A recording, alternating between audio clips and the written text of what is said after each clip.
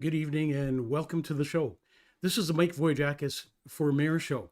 Unfortunately, my co-host Brad could not make it tonight. Unfortunately, he was having technical difficulties. He's moved away to Alberta, and supposedly they use a different cat system out there than you would in the city of Winnipeg. A lot of people are asking and wondering, why is Mike Vogiatzakis running for mayor? I want to go deep and tell you the truth on the reasons I'm running for mayor and why I'm doing this for this city. January 24th, 2024 changed my life forever. My brother Kyriakos was murdered outside the Cork and Flame, the restaurant that he ran. He wasn't a drug dealer. He wasn't involved in criminal activity. But that night, he was killed. Why? Because the system let our family down, as they do many other families. The catch and release system, releasing criminals back on our streets. This guy who killed my brother was out on a promise to appear. He never did appear, and when he did appear was the night that he murdered Kyriakos. In his memory, I vowed to make change, to fight with every little piece of strength I have left for a better city, for a better Winnipeg, for a better future for you, your family, your children, and your grandchildren. And if we don't fight now, there won't be a future for our kids or our grandkids or family or the seniors to walk amongst us this very day. Tonight, we're going to talk specifically about Winnipeg Transit and how it's failing the people. Again, good evening. I'm Michael Vogiatzakis, and tonight's show, we have no sponsors, we have no commercials. It's just you and I, no Brad Wilder. And you can leave comments, and we will go through the comments when we have a chance, or you can play back the show tomorrow. Not everyone's going to agree with what I'm saying or what I'm proposing, but this is my first platform release, and I promised when I ran for mayor, when I signed up and got the documents, I said by the end of May, I will release my first of 24 platform issues that we're going to be dealing with. Tonight, we're talking about one of the biggest frustrations facing our city right now, and that is transit. And that's all over the place. And people are frustrated and they're angry and they're disappointed, and they've been complaining about it for quite a while. Tonight's show is focused entirely on growing anger, confusion, and safety concerns surrounding Winnipeg, transit, and the major routes that Mayor Scott Gillingham and Council have pushed onto the people of Winnipeg. Across the city, I'm hearing the same complaints over and over again. Longer routes, unsafe conditions, confusing transfers, bus shelters people are afraid to stand inside, drivers under pressure, and riders feeling completely ignored. Transit is supposed to make life easier for people. Instead, many people feel like the system has become harder, less safe, and more frustrating than ever before.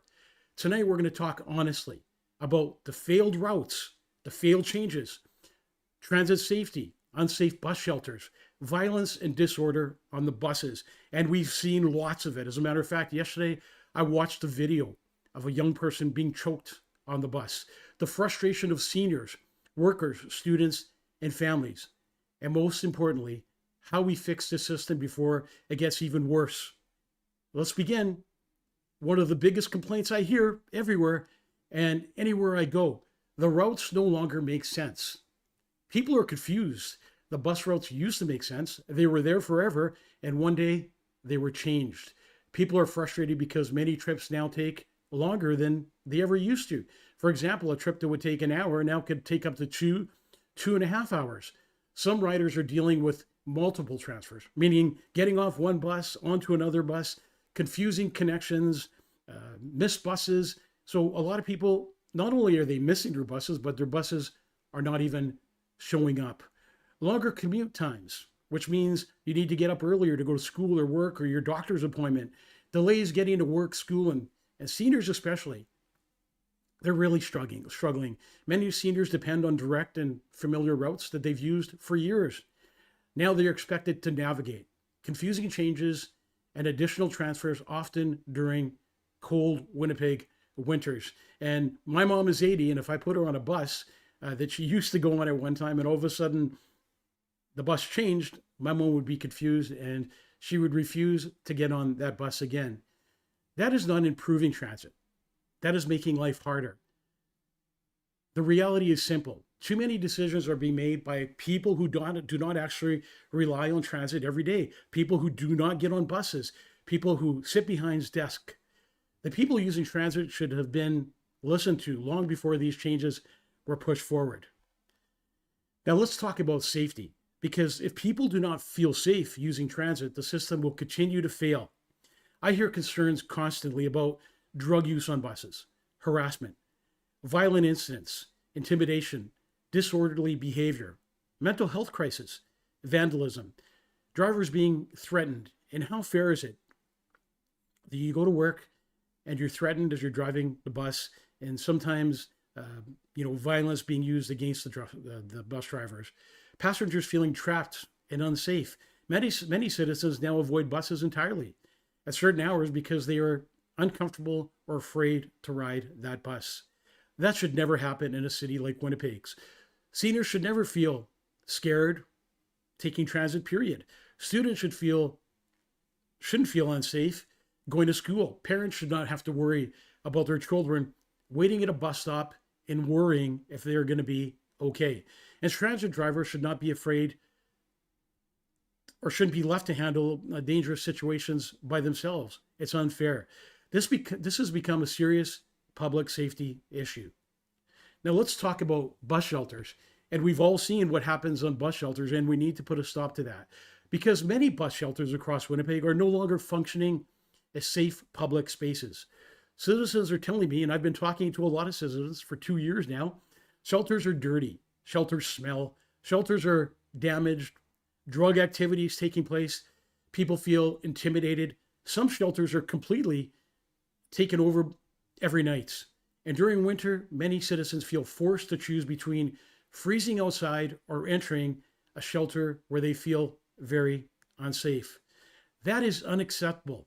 In a city like Winnipeg, where we have freezing cold winters, we need to get better lighting around bus stops, security cameras, faster cleaning and maintenance so these bus shelters are clean for people to sit and use and wait for buses, stronger enforcement, more visible transit safety presence, emergency call systems in high-risk areas, and that's simply having something beside the bus shelter that you could push, and you know that 911 is going to attend right away, ready to go fishing. So I'm going to take some water break. Many shelters are designed they should be designed for accountability from City Hall. Citizens deserve clean and safe transit infrastructure, period. They shouldn't have to worry about how shelter looks and how the bus shelter feels, and if it's dirty and if it's clean, if it's going to be violent, if they're going to get attacked. Winnipeg Transit is in trouble, and we all know it. And the people of Winnipeg are tired of excuses, consultants, and endless reports, and political talk about how the system should work and why it continues falling apart. Now, when you're putting a system together and people say, well, how are we going to get the money? Winnipeg Transit and the city of Winnipeg has spent millions and millions of dollars on consulting fees on what they should do with transit, how transit should be changed, and why it should be changed. And this was not even done from Winnipeggers. It was done from consultants that were outside the province. You need a mayor who will actually listen to the people using the system every single day. The riders, not consultants, not insiders, not bureaucrats sitting behind desks. The people. The people are the ones that need to speak. The people are the ones that the mayor and council need to listen to. Transit must become a top priority once again. First, we need stronger safety measures across the entire system. I believe Winnipeg police cadets should be placed on buses and in high problem transit areas throughout the city. These cadets work very closely with the Winnipeg Police Service and can provide immediate communication with responding officers when incidents occur. We need faster police response times, stronger enforcement against violence and vandalism, cleaner and safer bus shelters, better monitoring system, zero tolerance for disorder and intimidation on buses. Transit should be there to help the people get to work, school, downtown, medical appointments, and home safely and efficiently. The system should improve people's lives, not create more frustration. And now, the plan. the plan that we've all been waiting for. And like I say, maybe not all of you will agree with this plan, but it's a plan for safety, a plan for accountability. Within my first 30 days in office, I will sit down with councillors as mayor, administration, transit leaders, frontline drivers, and the citizens of Winnipeg to begin restoring the transit system back to the way it was to the best of our ability. Because unlike many politicians, I'm not part of the old boys club. I've never been, and I never will be. I'm not a career politician. I'm a hardworking businessman who deals with difficult situations, chaos, and crucial and critical decisions every single day of the week. And I will be a people's mayor at City Hall. We need to bring common sense back to Winnipeg. One of the biggest part of my transit safety plan is accountability and identifying who's using the system and when. Under my proposal, riders would scan a valid identification card or driver's license before boarding a bus. If someone does not have photo identification, the City of Winnipeg would provide a transit identification card free of charge so nobody is unfairly excluded. Visitors from outside the city would simply scan their valid identification before boarding. If identification is not scanned, access to the bus would be not permitted. The system would allow transit control and law enforcement to immediately identify individuals involved in violent incidents, vandalism, harassment, drug activity, or criminal behavior on the buses and inside the shelters. Some people will disagree with this idea, but the goal is simple: safer transit for everyone. The reality is that too many citizens no longer feel safe using the system. Drivers feel unsupported. Passengers feel intimidated. Seniors feel very vulnerable on the buses. And I've talked with many of them who do no longer take the bus. Families are concerned. That must change. This approach would work similarly to how identification is required in the Manitoba liquor marts. If identification is not presented, access is denied. The same principle would apply to transit. No identification scan, no boarding. If someone refuses to pay, becomes violent, and threatens passengers or refuses to comply with transit rules, the bus would not proceed, and police would be dispatched immediately to remove the individual safely. Every citizen deserves equal treatment, safety, and respect while using public transit. Winnipeg deserves a transit system built around safety, accountability, efficiency, and common sense. And as mayor, that is exactly what I intend to fight for. Bus shelters across Winnipeg have been abused for years. Many have been turned into makeshift shelters, places for drug use, drinking, vandalism, intimidation, and criminal activity, while hardworking taxpayers, seniors, students, and families are left standing outside in minus 40 below weather, waiting for a bus. This is unacceptable. As mayor, I will completely rethink how bus shelters are designed, secured, and paid for. And once again, the plan is built on common sense. First, future bus shelters would be constructed using stronger shatterproof materials to prevent constant vandalism, broken glass, and expensive repairs that taxpayers continue paying year after year. Second, shelters would include a secure accessing scanning system. To enter the shelter, individuals would scan either a valid photo ID or a Winnipeg Transit identification card, which would be provided to you free of charge from the City of Winnipeg. If someone does not have identification, the City of Winnipeg will provide it for absolutely free. This is so nobody feels unfairly excluded from accessing transit services. We would make sure that these passes, transit passes, are available, that you can also load them with money so you can get on the bus. The purpose of the bus shelters is simple. They are temporary warming spaces for transit riders waiting for buses, getting out of rain or temperatures that Winnipeg often sees. They're not intended to become long-term encampments, drug use locations, or unsafe gathering places that intimidate citizens trying to get to work, get to school, appointments, or home safely. Individuals who refuse to follow transit shelter rules or use shelters for criminal activity, violence, harassment, vandalism, other illegal, will be automatically removed from these shelters. Now, here's the big question. People ask all the time, how do we pay for this? How are you going to come up with the money? Are you going to lift up our taxes? How are you going to come up with this, Mike? And the answer is simple. We stop expecting taxpayers to carry the burden for everything while we start partnering with local businesses and entrepreneurs. Excuse me. Under my plan, bus shelters would be sponsored by local businesses across Winnipeg.